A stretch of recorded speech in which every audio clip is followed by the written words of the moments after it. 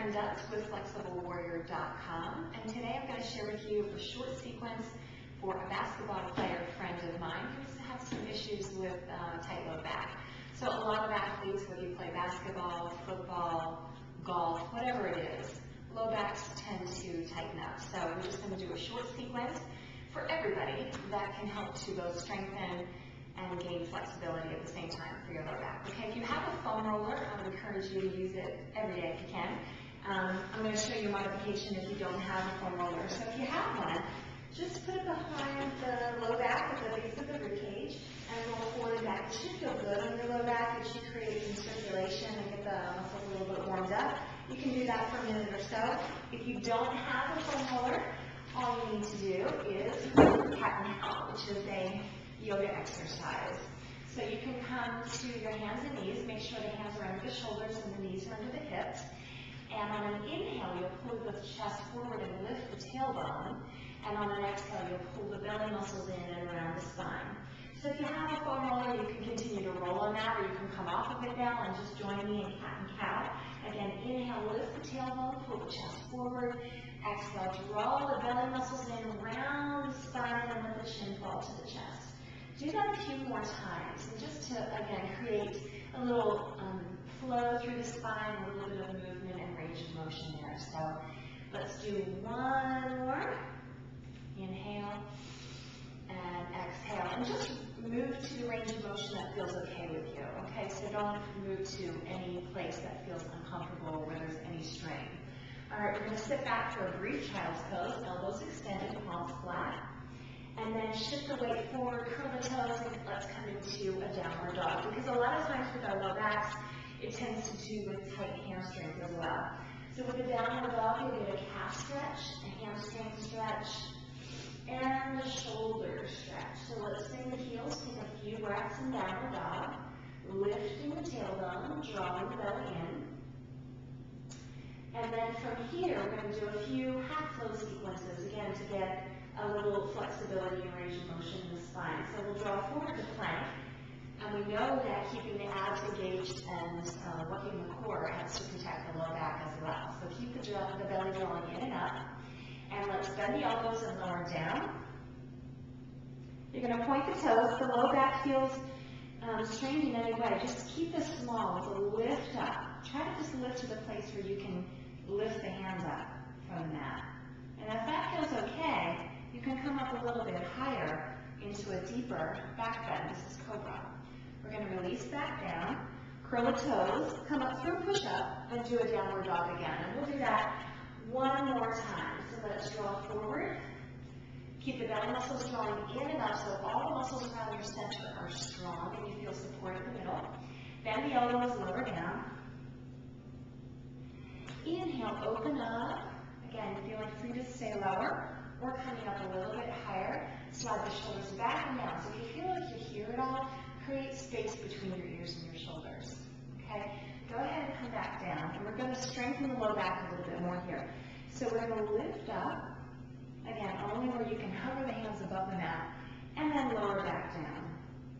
Inhale as you lift. Exhale if you lower down. If this is feeling okay for you, you can extend the arms longer, okay, up into a full Superman, and you can lift the legs as well as the arms, okay? So it's just as important to strengthen low back muscles as it is the abs, the front side of the body, okay? So let's just do a few of these, and then I'm going to take you into a pose called Sphinx, okay?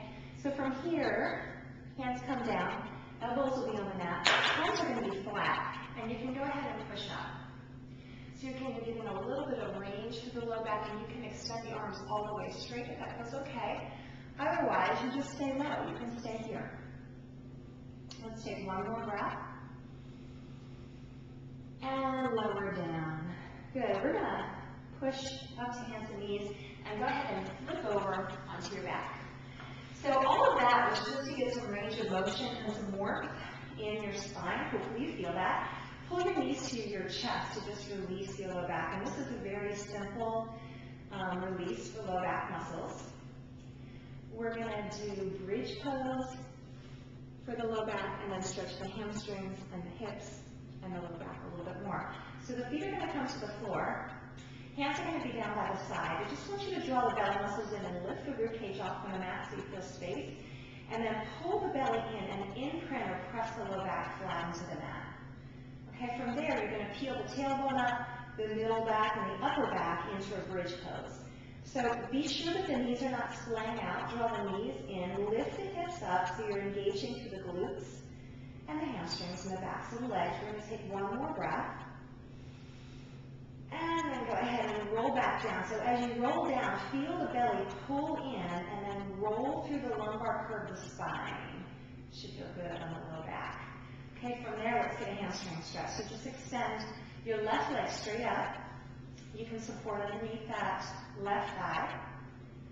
All right, or if you're feeling a little bit more flexible today, what you can do is reach the left hand down to the outside edge of the left foot. If that feels like it's a little too much for you, or if you need to bend your knee a little bit in order to do that, it's all good, okay? Remember, if you're shaking, struggling, or straining in any way, it's a very good indicator that you're going too far in your stretch. So you are welcome to then just back out a little bit and be comfortable. Relax. This is not a time to be forcing and pushing. From here, we're going to do a hip stretch. Okay, so a lot of times when hips are tight, it pulls in the low back. So I want you to just take that left ankle across your right thigh, and then you can slide your hands underneath your right thigh so you have some support. Now, where you should be feeling this is the left hip. Okay? So if you want to feel a little bit more, press the left ankle into the right thigh and draw the right thigh a little closer to your face. It doesn't take much to feel a little bit more intensity with that stretch. It's good to hold stretches about 5 breath cycles. We don't have a whole lot of time here, so you can go ahead and release out of that. Let's switch sides. So the left foot will come down, right leg will come up. Make sure your tailbone and your sacrum are anchored to the mat. Okay, again, if you feel like you want to do a little bit more, the hands can slide out to the calf, or you can reach to the outside edge of the foot, if it's within your reach, comfortably. Again, feel free to bend the knee. It's no big deal. Bending the knee just changes the area of the stretch, so sometimes that's a good thing. It's not about getting your leg all the way straight. Again, back out of it if you feel like you're shaking or struggling at all. And let's move into pigeon. So we're going to take the right ankle to the outside, or the right knee outside, and the right ankle to the left thigh. Pick your left foot up from the floor. Hands can slide through that space and interlace underneath the left thigh. Now just make sure you're relaxing your shoulders, right? Your face, neck, and jaw are relaxed. There's no tension in the upper body. If you want to increase the intensity of your stretch, try pushing the left thigh a little bit towards your face, and then pressing the right ankle into the left thigh so you feel and you rotate out a little bit more. That's just activating the stretch and often creates a little bit more intensity. All right, so give that a try. Breathing comfortably in and out through the nose. And let's go ahead and release out of that. Now, if you have time, you can repeat those 2 or 3 more times. We're going to move into a twist from here. So let's bring the knees and the ankles to touch. Take the arms out to a T position and drop your shoulders down to the mat. Let's drop your knees over to the left. Make sure your right shoulder is really relaxed down, just for an easy spinal twist. If you like to, with your head, you can point your nose straight up to the ceiling, or you can look over your right shoulder towards your right hand.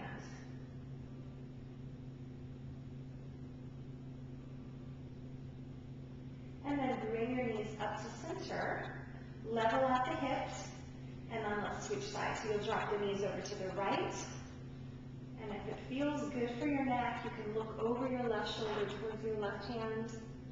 Again, breathing is in and out through the nose, long, slow, deep, diaphragmatic breathing. Let's take one more full breath.